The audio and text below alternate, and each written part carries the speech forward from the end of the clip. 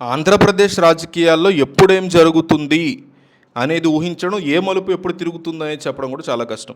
గతంలో పార్టీకి వైసీపీకి గుడ్ బై చెప్పి రాజ్యసభ సభ్యత్వాన్ని కూడా రాజీనామా చేసినటువంటి తర్వాత క్రియాశీలక రాజకీయాలకు దూరంగా ఉన్న వైసీపీ మాజీ కీలక నేత విజయసాయిరెడ్డి మళ్ళీ తిరిగి వైసీపీలోకి రాబోతున్నారు అనే ప్రచారం చాలా స్ట్రాంగ్గా వైసీపీ రాజకీయాల్లో వినిపిస్తోంది.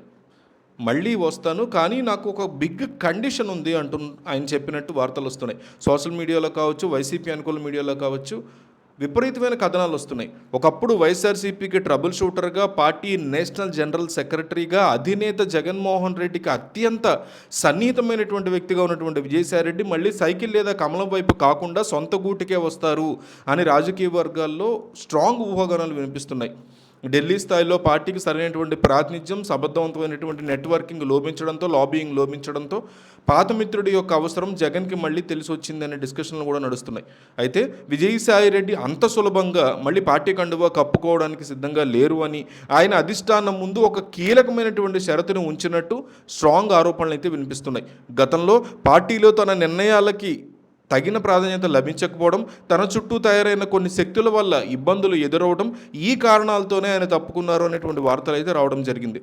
ఇప్పుడు మళ్ళీ రీఎంట్రీ ఇవ్వాలి అంటే పార్టీ యొక్క నిర్ణయ అధికారాల్లో పూర్తి స్వేచ్ఛతో పాటు ఢిల్లీ మరియు రాష్ట్ర స్థాయి ప్రాధాన్యతలో ఎవరి జోక్యం ఉండకూడదు అనేటువంటి అతిపెద్ద కండిషన్ని ఆయన ఇవ్వబోతున్నారు జగన్కి అనే మాటలు వినిపిస్తున్నాయి. క్లిష్ట సమయంలో పార్టీకి అండగా నిలిచి భవిష్యత్తు వ్యూహాలని అమలు చేయడానికి సిద్ధమే, కానీ గతంలో ఎదురైనటువంటి పరిస్థితులు మళ్ళీ తలెత్తకూడదు అని ఆయన గట్టిగా కోరుకుంటున్నారు అని పార్టీ వర్గాల యొక్క సమాచారంగా ఉంది.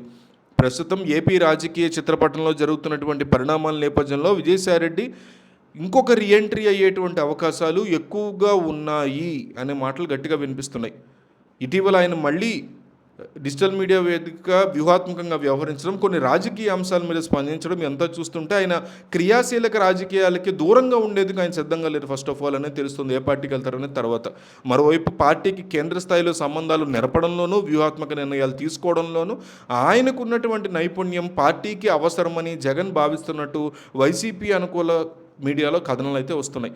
విజయసాయిరెడ్డి యొక్క రాక వల్ల వైసీపీకి ఢిల్లీ వర్గాల్లోనూ, అలాగే కీలకమైనటువంటి కేడర్లోనూ సరికొత్త ఉత్సాహం వచ్చే అవకాశం ఉంది అనేటువంటి అభిప్రాయాలు కూడా గట్టిగా వ్యక్తమవుతున్నాయి.